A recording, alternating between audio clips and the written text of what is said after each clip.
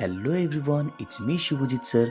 और आज मैं आपको बताऊंगा कि क्यों छींकने से हो सकती है हमारी मौत। देखिए, किसी के छींकने पर उसे ब्लेस यू बोला जाता है। वो इसलिए क्योंकि छींकते वक्त आपका दिल मिलीसेकंड के लिए रुक जाता है। जोर से छींकने पर आपकी पसली में फ्रैक्चर हो सकता है और अगर आप छींक रोकने की कोशिश करते हैं तो आपके गले या सिर का ब्लड वेसल्स टूट सकता है, जिससे आपकी मौत हो सकती है। तो अगर आपने एक सक्सेसफुल छींक ले लिया हो तो चैनल को सब्सक्राइब करना ना भूलें और इसे शेयर ज़रूर करें। तब तक के लिए बाय एवरीवन।